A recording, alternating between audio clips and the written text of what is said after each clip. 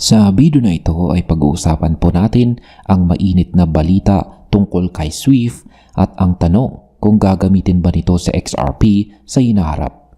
Marami sa XRP Army ang umaasa na si Swift ay papasok sa isang eksklusibong partnership kasama sa XRP.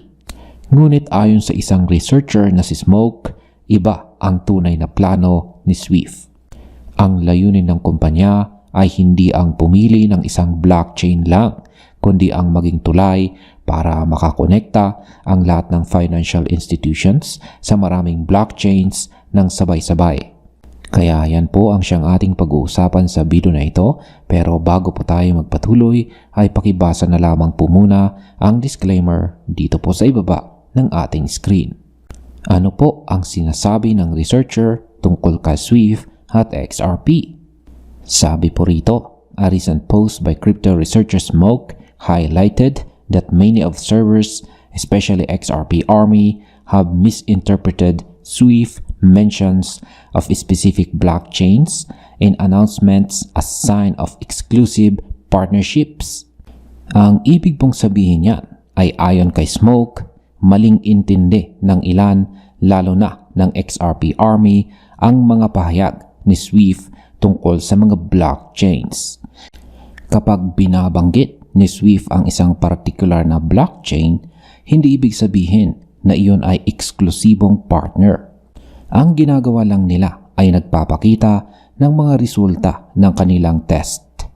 Kaya ang assumption na si XRP ay magiging tanging blockchain partner ng Swift ay tinanggihan ng researcher.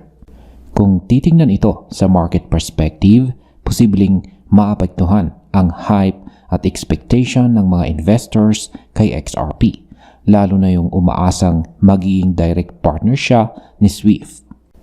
Ano po ang natuklasan sa blockchain integration test ng Swift?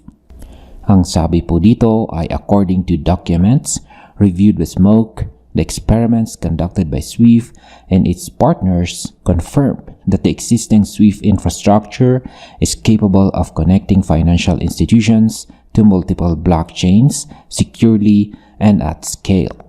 Sa mga dokumentong sinuri ni Smoke, malinaw na ipinakita ng kanilang test na kayang ikonekta ng kasalukuyang sistema ni Swift ang mga financial institutions sa iba't ibang blockchain ng secure at scalable. Hindi nila kailangang baguhin mula sa simula ang kanilang system, bagkus ay i-extend lang ang framework na matagal na po nilang ginagamit.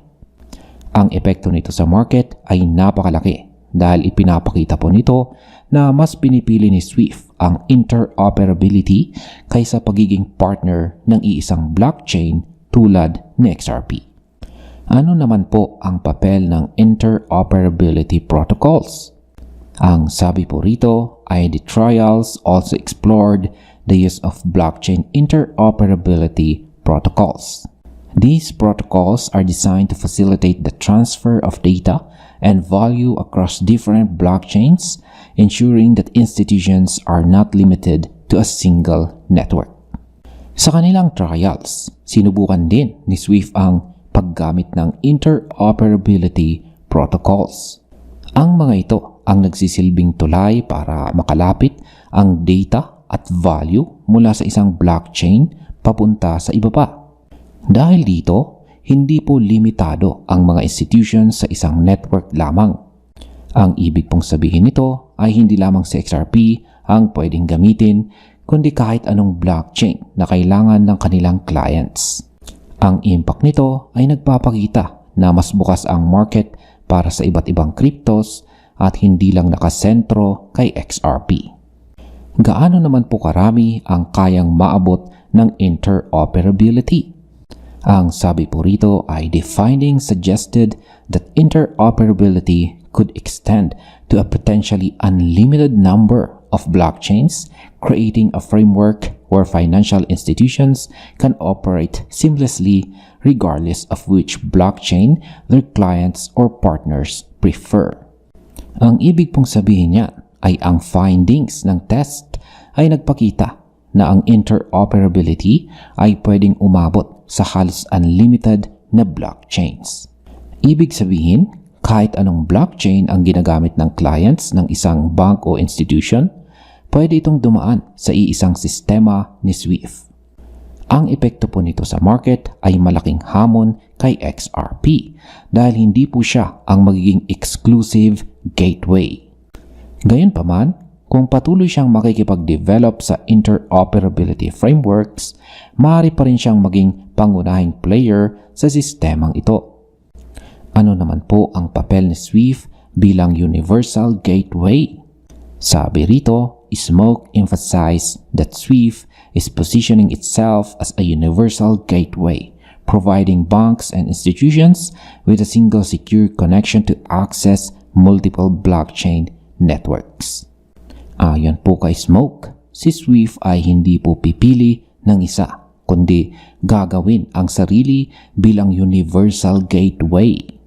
Para itong malaking tulay na nagdudugtong ng traditional finance at ng mundo ng blockchain. Sa halip na gumawa ng hiwa-hiwalay na sistema para sa bawat blockchain, pwedeng gamitin ng institutions ang iisang connection kay SWIFT. Ang impact nito ay magpapalakas lalo sa posisyon ni SWIFT bilang global standard sa financial messaging. Ngayon ay totoo bang pumapabor si SWIFT sa isang blockchain? Sabi po rito, Smoke pointed out that when SWIFT highlights a specific blockchain in its reports or demonstrations, it does not imply exclusivity or a preference for that chain. Mahalagang binigyang diin ni Smoke na tuwing binabanggit ni SWIFT ang isang blockchain, hindi ibig sabihin nito na yan ang pinapaboran o magiging exclusive partner.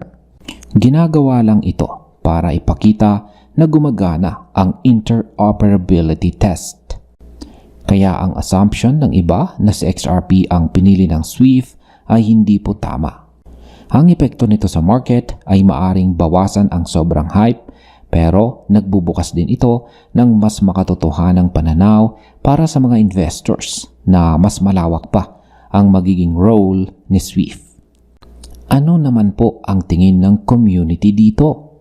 Sabi po rito, community reactions to Smoke's analysis provided additional context on how SWIFT approach is perceived. One user, XRP515, compared the model to businesses accepting multiple payment methods, noting that institutions need to accommodate whichever blockchain their clients prefer. Ang community ay hati ang reaksyon.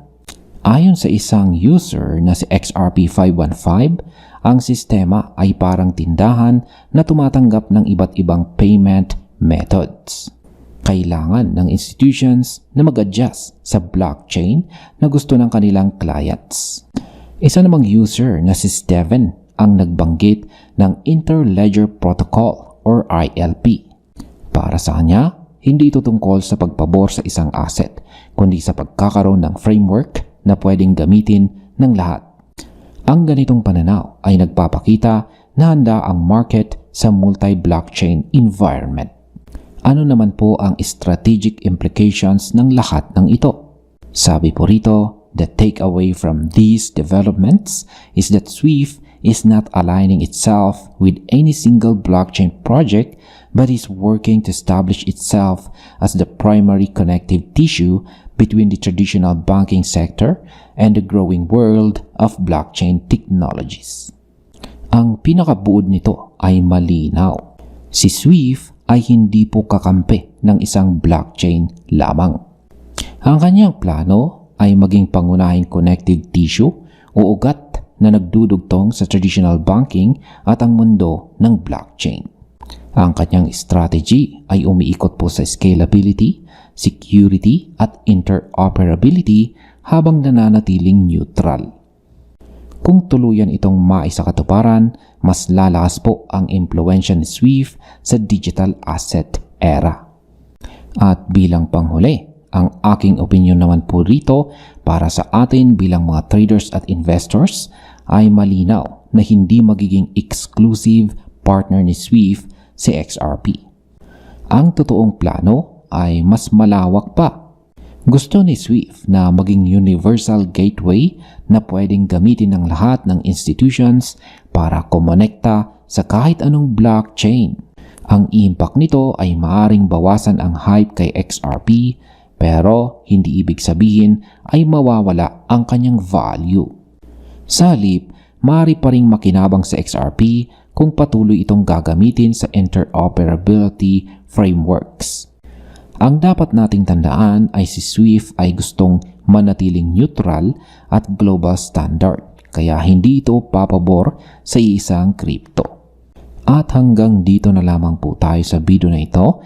Maraming salamat sa panonood.